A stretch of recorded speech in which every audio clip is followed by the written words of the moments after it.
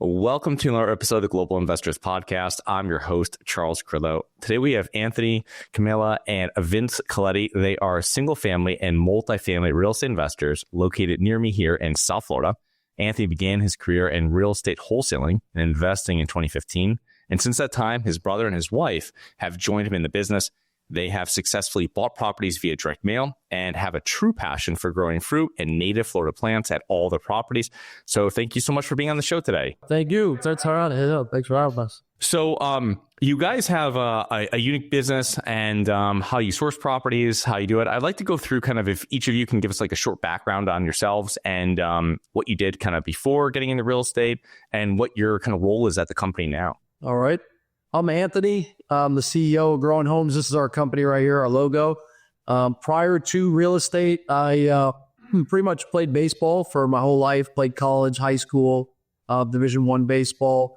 Ended up having a few different sales jobs before real estate. And before getting into the investment side, I was a realtor for about 2 years to kind of learn the business and get more involved with like the contracts and just kind of the language of it. So that's kind of a short background. Yeah. My name is Vinny or Vince, whatever you want to call me. I'm the COO of Growing Homes.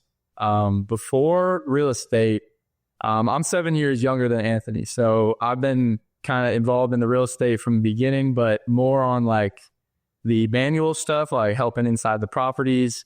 I played college baseball as well at Florida Atlantic University and Palm Beach State my first 2 years. And then I got drafted by the Oakland Athletics and spent 3 summers playing professional baseball with that organization. I retired a little early with some arm issues and hopped right into the real estate, full steam ahead. So that's a little short bio about me. Pass it over to Camila. Yes, Vince Coletti, Anthony's wife. Before Growing Homes, I used to work in sales too. And I also used to work with my dad as a general contractor. So all like with the permitting stuff and client management and all that fun stuff.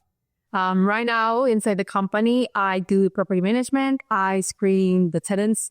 I talk with the tenants and anything that they need. And yeah, I'm like the bridge between the company, us and the tenants. And I know I'm like, we all do like 100 things more, but that's just like a short summary. Yeah, no, it's great that you guys have everything kind of sorted out and everybody kind of works and stays in their lane. So Anthony, I always like to ask when people come on the show, since you were the one kind of the ringleader here of getting everybody involved in the investment portion, why did you choose real estate as your investment vehicle? I know you were a realtor beforehand, but why go over to the other side, the dark side of investing? Yeah, great question. So I became a realtor to become an investor. So I always had that end goal in mind.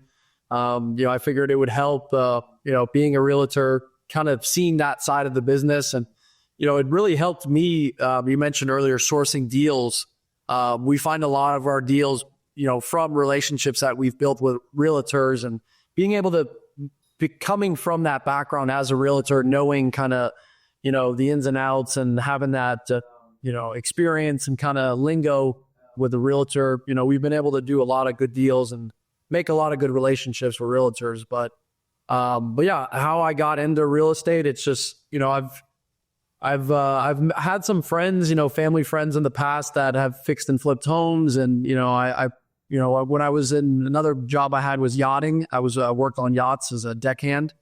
And when I was in that business, I'd meet and connect with a lot of the owners kind of briefly. And I would say 8 or 9 out of 10 of them were in some form of real estate. So, that's how I was like, all right, I need to get into the different business and get off these boats and really make something of myself. And that's pretty much how I got into real estate. So. Yeah, that's pretty interesting. I've realized that too. And I think a lot of people I interview on the show, it's with the first clash they have with true wealthy people, right? And they have some sort of involvement or exposure to real estate in some capacity on the investment side, right? And then also they own a business or a partner in a business or something like this, an ownership stake in business or businesses. And that's really a recurring theme I found as well over the years. Yeah. For sure. So as you kind of work through what you guys' investment strategy is, and I mean, as I as I kind of throw out questions here, feel free for either of you to take them and add to them as you like. But what is your current real estate investment strategy with your firm now? I know you guys, are doing single family, doing multifamily. So what type of property do you really target, and what's a typical business plan look for you? Yeah, so on the real estate side, our main focus is distressed properties. That's kind of what we did. That's what I did coming in, finding great deals. That's probably the hardest thing when people ask, like newer investors, what's some of the challenges, and that's sourcing deals. I've always been great at that in the beginning, and that's kind of our strategy now is, we are looking for larger mid-size multis, those 50, 40 unit size deals. But, as you know, they're tough to come by. So, what we know is, what we've been involved in is single family homes. We'll flip smaller condos, townhouses, villas. Now we're starting to keep some of the single family homes as well. We just purchased our first one last week. We got a great deal. Instead of flipping it, we're going to be keeping it as a rental. So we're in the middle of fixing that up now. So to summarize it, just really distressed properties, whether it's very distressed, the property's in bad condition, or, maybe the owner's in a distressed situation where they really need to sell and sell quickly. So that's kind of our wheelhouse is properties that are, we purchase them below market value because of the distress situation. Yeah, we're not afraid of the work. Our work, bring it on. Yeah, we bought some very, very distressed properties. So this one we're in right now. This was probably one of the biggest projects. Our house, Yeah. So we've been living. Yeah. I saw the before and after pictures, and I saw some of the other deals you've done, and you guys do a great job on them. So it's no doubt why you guys are able to make good returns on them when you sell them. Yeah. Appreciate it. What are some of the marketing strategies you use? Now you've been sourcing deals. I know when I met you, Anthony, maybe 2018, 2019, something like this, you were sourcing deals for wholesaling primarily through realtors, right? Which I feel is something you're still using as what other marketing strategies are you using outside of realtors that you found effective in buying properties? Yeah. So I would say realtors is one of our main focuses, but we're starting to get more involved in sending mailers, direct mailing, direct to owners. That's mostly on the multifamily side. We were able to source a great deal so far this year from that. Camila and I just got back from a property. We just met an owner today, actually, from a letter as well.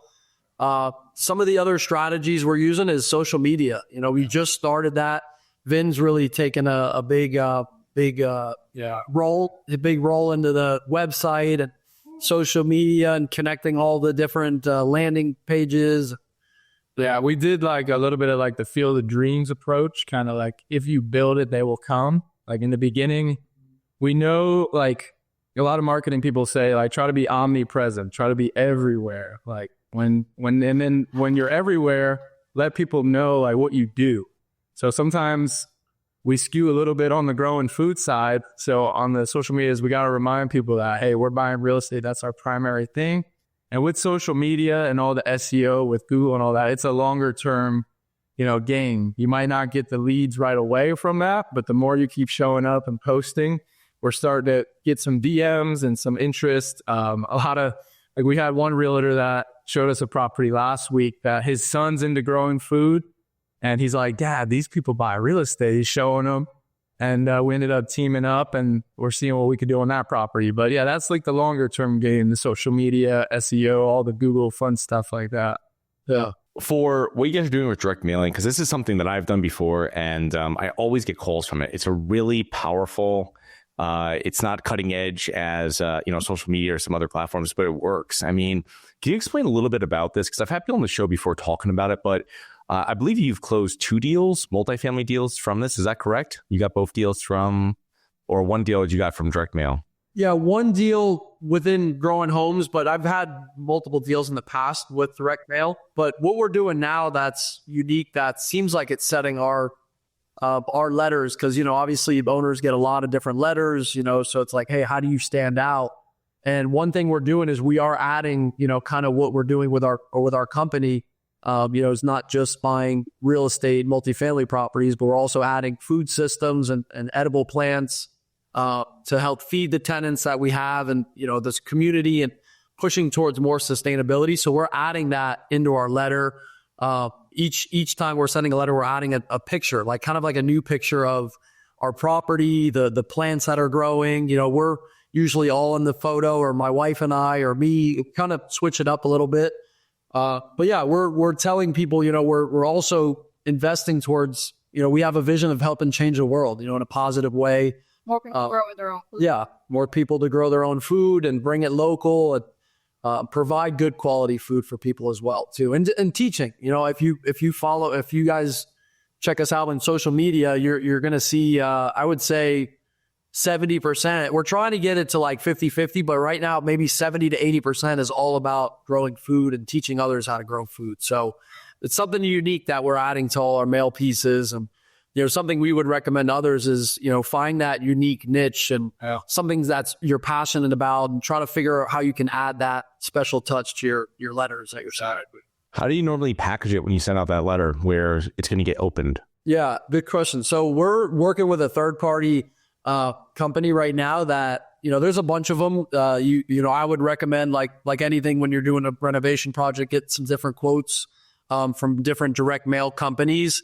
Whether where you live and whatnot, it might be a little bit better on price, but we're working with them, and we send them the list of the owner's address, the owner's name, address, then the mailing address, all that good stuff. They'll let you know kind of the format, but we send letters that they kind of look like they're written in handwritten. We like to use blue font, just kind of a basic piece of paper. We're not using the envelope. For the envelope. We put another thing we learned too on the first mailer that we ever did. There wasn't a return address, so you make sure you tell them like, hey, put a return address just in case they want to mail you back, or sometimes you'll get mail that'll bounce back. And you want to try to do a little bit more digging. Usually those properties could be great opportunity because a lot of other people aren't taking that extra step to finding the new bounce back mail, or address. Yeah, they're not going all the way through. Do you have money sitting in the stock market and you're worried about it? Or worse, you have money sitting at the bank, not keeping up with inflation? My name is Charles Carillo, founder and managing partner of Harborside Partners. And since 2006, I've been investing my money and my family's money into income-producing properties. These are real assets, real properties with real addresses that produce real cash flow. At Harborside Partners, we provide passive investors who love real estate with a turnkey investing solution. If you want to put your money to work in real estate but can't find deals, don't have the time to get funding, and the last thing that productive people want to do is manage real estate. We find the deals, we fund the deals, and we manage the tenants, the termites, and the properties. Partner with us at investwithharborside.com. That's investwithharborside.com. Go to investwithharborside.com. If you love real estate, you like the idea of passive income, and believe that income-producing properties will appreciate over time, go to investwithharborside.com. That's investwithharborside.com. So you talked about creating your lists and talking about fine-tuning it when you're getting mail coming back. I mean, how do you pull your lists? Are you pulling them off of through the city? You know what I mean? Through the county and doing that way? No, we use a software called Reonomy, and it's the way they have it set up is you're allowed to pull each month. That you can pay for a larger subscription, but the one we're on right now is you're able to pull 1,000 properties. You could make your specific type of search. You could do like the year of the buildings. You could do the size of the property. How long the owners owned it. So we kind of have our special way of properties, like to make our specific list. And then what I started doing too, because the way we were doing it before, we were kind of sending about 2,000 to 3,000 letters a month. But what we've done in the last for the last mailer, we've got a couple good calls on it. Is we're doing something unique with growing food on our properties, so we have to source properties that actually have land. Some of these multifamilies, they only have concrete, just everything's zero scaped out. So it's like, when an owner calls and they're like, talking about their property, you look it up on Google and you're like, there's no grass, no nothing. So what we started doing is I kind of just do this in my spare time, is like I'm looking, I'm going through our whole list. We had a pretty wide range of where we were. Like we were doing 2 hours north and 2 hours south of where we live. So now I'm kind of narrowing it in more about an hour each way. And I'm literally going through the list and seeing like what properties have a little bit of land. And we're building now a preferred property list. So we asked somebody that has seen him work the list, like a lot of it, like what you said, the manual part. He has also like hunting, like going through Google Maps, like seeing the properties, about properties that would fit what we're looking for. And he's like, hey, this is not even on the list that we had. So technology system. Yeah, I'm finding way more properties, and I'm like, I type it in Reonomy and it's there, but when I would pull the data, it wasn't there. So yeah, that's enough. Or what you're looking for, and like we going that extra mile. Yeah. Big roofs, like looking for the bigger roofs. That's, Yeah, what I found is that when we built lists, we used to use different services for it, and then now we would pull them just from the city and the county, and you get everything that way. They're not missing someone on their tax list. So that's what I found to be the most accurate. There'd be other people I've had before that they'd pull a list for us and they'd be missing stuff, and you like cross-reference it and you're like, how am I missing? So if you're looking for properties built, I don't know, 1990 to 2010 or something like this, I mean, obviously they're not building any more of those. So you can find it, and that's going to be a set list that is never going to have to be updated, just to owners, you know what I mean? Just to check who your recent owners are. So, it's really cool that you're doing that, because obviously the properties won't change even if they change hands. So once you have the address, you can always run that through again and see who the updated person is. You know what I mean? So you go to the county and they give you the whole list? Is that what you do, or you email? You can pull it right off of you go to the website and the assessor's website, you know what I mean? And you can pull them, you figure out exactly what the town size are, not town size, the property sizes are you're looking at, and you can pull them, and they'll be like garden style, they'll have different unit sizes, and you can just pull that right off. And then I found that obviously that's the most accurate, because that's where everybody's pulling their information from. And there's going to be ones that are going to slip through there, especially if you don't mind working with some older properties that are more unique, right? Obviously, if something's built in the last 20 years, it's pretty straightforward, right? There's not going to be hitting apartments or something else, you know what I mean?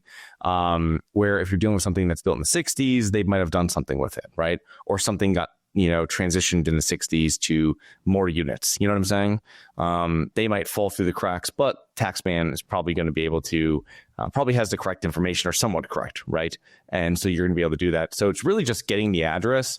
Once you have the address, and once you know that it's in the area you want to buy it, now you can add to the permanent list. And now you're just kind of I'm having a VA and they can just pull the right addresses. You know what I mean? And obviously you can't be 100% because it's 30, 90 days behind, someone buys, right? And, they might put their attorney on there or something like that as the owner's address. You'll never get to them. But for the most people, when you run it, it's going to be accurate, and you can find it. And then you can also search that down more and see the last time it sold. And that's good for seller financing type stuff of how I've manipulated the system before to kind of get what we were looking at. Because you buy someone that's in the last 3 years or something, they're not going to have probably... Yeah, you're not going to get any deals there for the most part, right? You know what I mean? For the most part. But it's something that if you're going back 10 plus years, you might find someone that has something paid off, or it's paid really down, or maybe someone is not, the same person doesn't own it. It's now a family member that's running it. So stuff like that, you just keep in touch with them. That's how I found out and get in touch with people. But every time you send out the, property mailers, I would always get calls on them. You know what I mean? And you work through the whole system of doing it. So sounds like you guys have it and you have your own niche of doing it. So now we got the phone ringing, right? What's your process? What's someone responds to one of your mailings, probably calls you because they're opening up mail. I mean, what happens from there? Yeah, so I'm right now handling all those calls, and my goal is just to get to know the person a little bit more before kind of talking about the property. Sometimes people want to go right at it. Oh, you said you're going to give me an offer. What is it? And usually, those people usually text though. There was a person not long ago texted me hey, what's your offer? And I was like, hey, if I'm going to offer you $1 million, at least let's talk on the phone. And long story short, they never text back. So, I'm going to probably call them here soon. But yeah, it's just more about getting to know the person, why they're wanting to sell, getting to know their story, how long they've owned the property, try to get the rents, like what is it currently renting at? I'm not too worried about the expenses.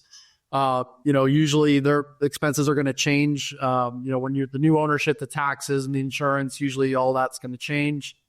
So more about getting to know, I would say 80-20, 80% talking to the person, like, you're building a relationship and a friendship with the person versus like, hey, what's up?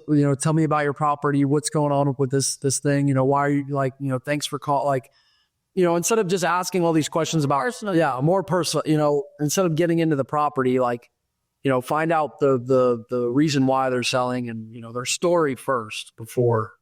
Build that rapport and they'll open up. Yeah, I like the idea of it because it's difficult. I mean, let's be honest, for small multifamilies, the paperwork you're getting, the financials are just really not that good. I mean, they're all over the place, right? I can show like financials I've gotten from beyond. It's like, a spreadsheet. And it's like over here, it's on a different sheet. It doesn't really make too much sense. It's really like you're saying is that it's really finding out. They'll know the rents because they're collecting that. So that's something they're going to know off the top of their head. They're not going to know what their insurance is probably off the top of their head, but it doesn't matter because you're going to get a quote for that. It's really, for the big expenses I found, your property taxes, your insurance, you're going to figure this out yourself and you're going to put that into your own numbers, right? Because you're buying it for a completely different price of what the assessors have that on, their sheet for. So you're building rapport with them. And just to give like context of how long you build it, because I remember, Anthony, one thing, like I remember speaking to you the first time I did some direct mailing afterwards, maybe like, so the first time, when we spoke 2018, 2019, you were kind of explaining how you went. I've definitely lengthened my call times with people calling in on direct mail. And you'll get the people that are like, hey, I know you're not going to, I had one guy who was like, just give me a value of the property. I know you're not going to buy it from me, but like, can you value it? And he's like, I know it's like, I paid too much for this or something like this. So you'll get all types of people reaching out to you, but hey, they're interested at some level and you can always follow up with them. You get all types of people reaching out, but like to give context to people listening, knowing that this is a long-term pursuit. It's not like sending out one mailing and, buying 5 properties or something. What have you found for time frame from the time you normally, and this could be on single family, it could be, before your current company, whatever, multifamily, from the time you speak to them to the time you're actually closing on a property? Yeah, that's a great question. It's all really different, but I would say like average time, for a multifamily owner, at least 15 to 20 minutes.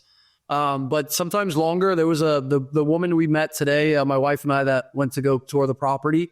I actually spoke with her for 2 hours the first time she called me, and it was 2.5 hours. Yeah, I had headphones on, and I was involved in the conversation. But yeah, I don't think I was doing too much multitasking. No, we were working at another property. Yeah, we were cleaning out another house, and I just kind of sat on the old couch that was there, had my headphones, and because it's a nice property, that she has. And so I wanted to get to know her, and she told me a lot about the property and the story about it. And, she's owned it for over 20 years. But I would say the average call, 15 to 20 minutes right in there. But in regards to like actually closing, it's even longer. Usually, we like to meet the people. If we're interested in the property, we like to actually meet the people. Meet the owners or try to at least see the property with them or meet them at a coffee shop first before just kind of making a random offer. With sometimes when we work with realtors, though, it's pretty quick. The realtors kind of have already done that legwork with the owners, and they're like, hey, the person wants this. Send us an offer. Because with single family and residential properties, it's more about price per square foot, like what stuff's selling for in that area. So it's kind of cut and dry. So, when we've done so many of them that we know our numbers really good. So we could do that. We could just send an offer, especially a lot of realtors now, they'll send us videos, which really help. We'll send us like a walkthrough video of the property. So from start to like talking to them to close, to getting it under contract, it could be within 24 hours. On the realtor. On the realtor, on the more of like the smaller residential stuff. But Multifamily, the last one we bought, I think we had, all three of us actually met, or no, I went to go look at the property first. Because another thing, as you probably heard, a lot of multifamily owners, they don't want you to come there as the owner. They want you, like I was the, as the buyer, sorry. They don't want you coming as a buyer because then, their tenants will get all flustered. So I think that day I was the inspector for the insurance company.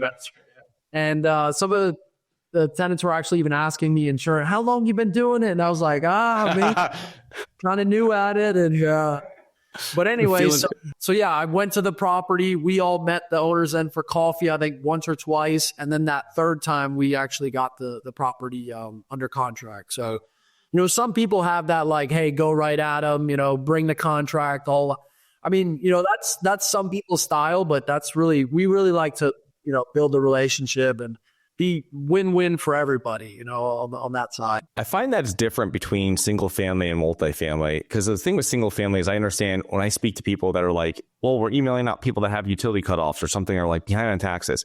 That's a completely different motivation than someone calling me to sell 12 family that they've had for 20 years or whatever, and it's cash flowing. You know what I mean?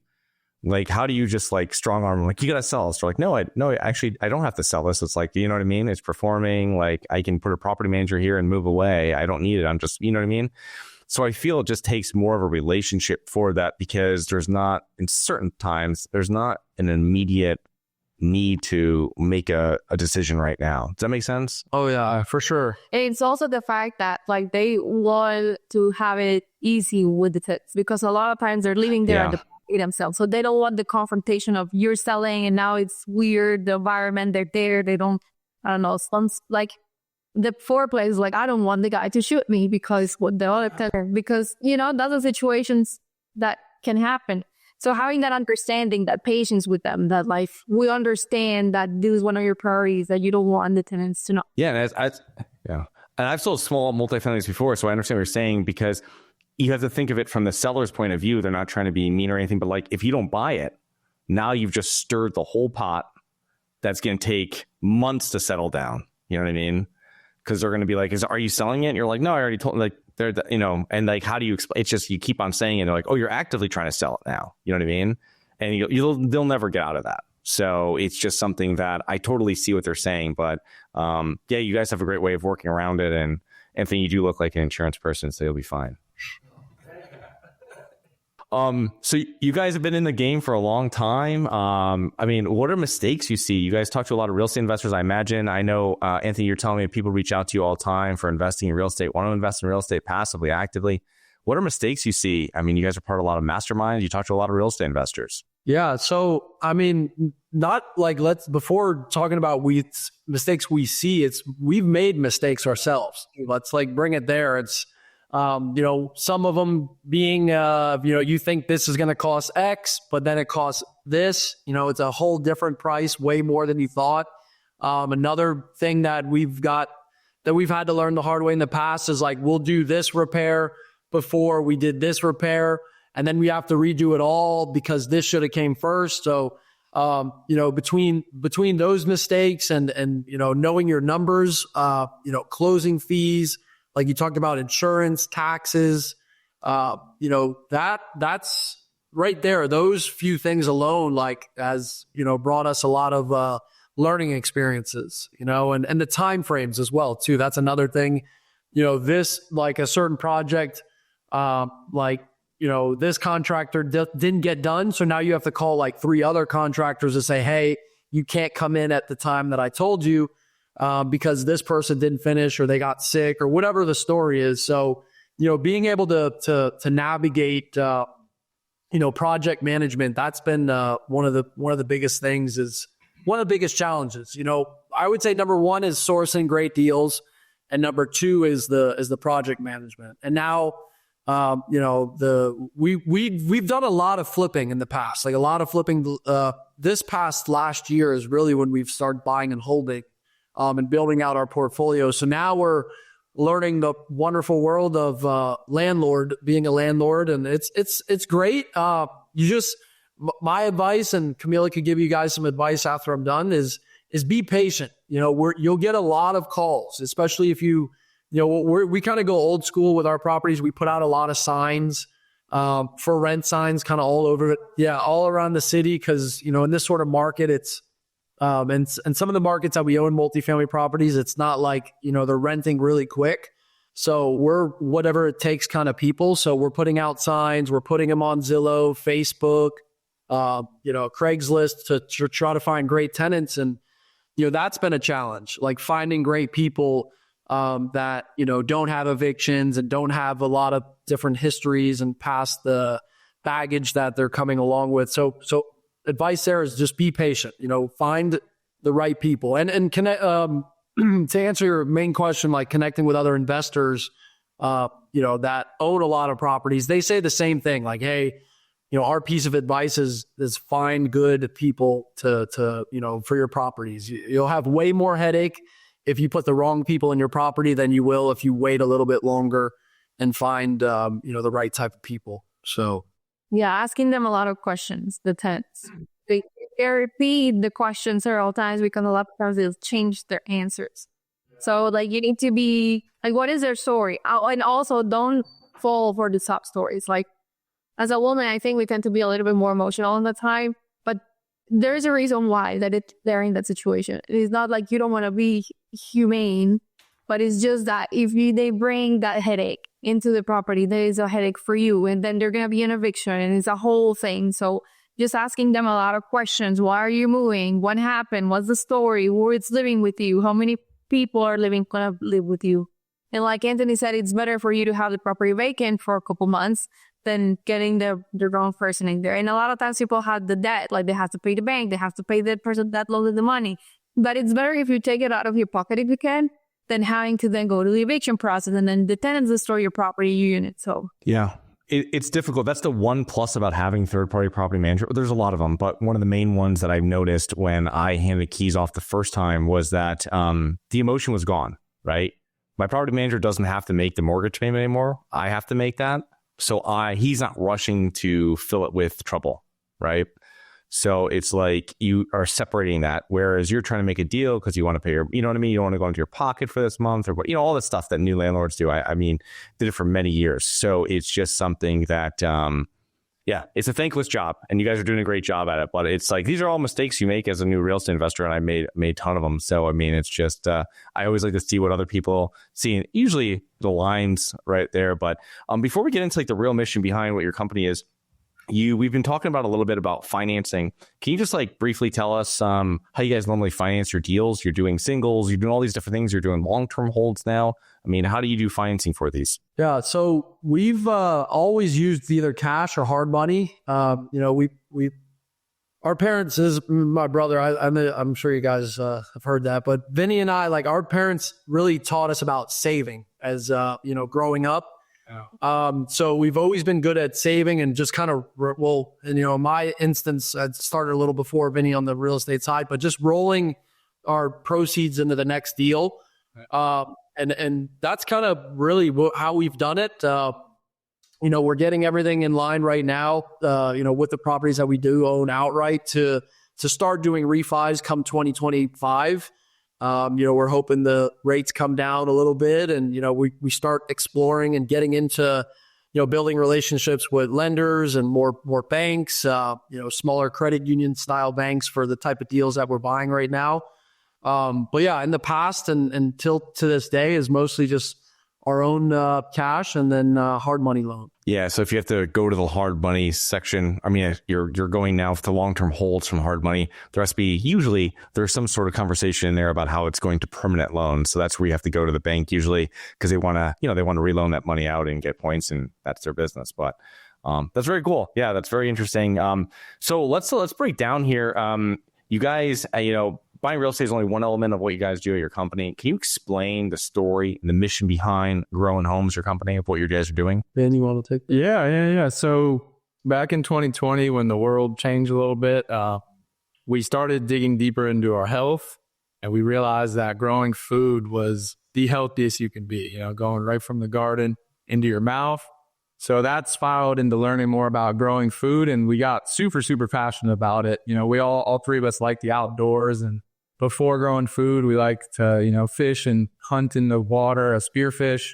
So it kind of aligned very perfectly with that. And then with the real estate side, we're like, wait, we got land on some of these properties. There are most of these properties. So it's like, hey, we could start growing food on the properties. And like a big thing about it too was, we wanted to get more into the social media side, but real estate content gets a little saturated. So it's like, how do we mix this up and get more people like to be fans of what we're doing and inspire more people. So it kind of all just intertwined. And yeah, like now we just leaned into it more, and we have a pretty good following that really looks forward to our videos every day. And that's another, that's another thing too. We had to build out a whole media team to sustain the amount of content we try to put out. So it kind of just kept evolving day by day, and we have a lot of ideas too, like that we got to kind of calm down on. What you're saying?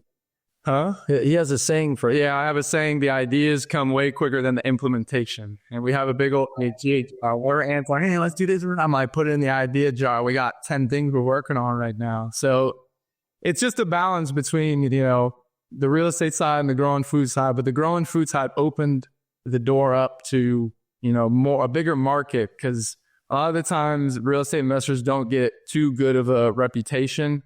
The media talks more about the bad side of it and people taking advantage, which we don't like that side either. So it was just a way to kind of like a blue ocean. They talk about blue oceans where real estate is kind of a red ocean. There's a lot of people in it. So we ventured off into the bluer seas of growing food, which is still kind of new to people. And then we put our twist into it. We watched a lot of Alex Hormozi, who talks about that, how your brand isn't just like your one thing. It's like it's a combination of all of your personalities and your passions, and people really feel it. So it's really easy, to talk, it's really easy to support growing homes because it's just deeper. It's deeper than the real estate. Like it's our life. That's awesome. Yeah. Capitalism and growing your own food, two things that you usually don't hear about in the same video. So that's great to hear. So as we wrap here, guys, how can our listeners learn more about you and your business? So any social media platforms we're on, Instagram, Facebook, TikTok even, so YouTube. You go to our website, www.growinhomes.com. Here it is right here. Yeah. And then if you guys want to connect or call, Grow In, GOWINNHOMES. And if you want to hop on a call the number. If you just type in growinhomes.com, you'll see our number pop up. Vinny will probably answer that one. Or you can scroll down on the website, book an appointment. You'll book one with Camila. Book an appointment or info@growinhomes.com. This is our email. So yeah. And a little side note too. So this main property we're at right now, this was our first Growing Homes. We call it Growing Homes headquarters. It has our whole nursery for what we plant at our different properties. And we actually got into a little niche of selling sugarcane, which we could have a whole nother video about that. But if you guys are interested in growing something that's really easy and grows amazing in Florida. Florida's delicious. Yeah, Florida's one of the top places in the world to grow sugarcane. We'll ship it right to your door. So you'll see that on our website too. growinhomes.com. Thank you so much for coming on today. All those links, I'll have my assistant put them all in the show notes here. And thank you so much for coming on, and looking forward to connecting with you here again and here in the near future. Oh, thanks for having you. Thanks again. Hi guys, it's Charles from the Global Investors Podcast. I hope you enjoyed the show. If you're interested in getting involved with real estate, but you don't know where to begin, set up a free 30-minute strategy call with me at schedulecharles.com. That's schedulecharles.com. Thank you. Nothing in this episode should be considered specific, personal, or professional advice. Any investment opportunities mentioned on this podcast are limited to accredited investors. Any investments will only be made with proper disclosure, subscription documentation, and are subject to all applicable laws. Please consult an appropriate tax, legal, real estate, financial, or business professional for individualized advice. Opinions of guests are their own. Information is not guaranteed. All investment strategies have the potential for profit or loss. The host is operating on behalf of Syndication Superstars, LLC exclusively.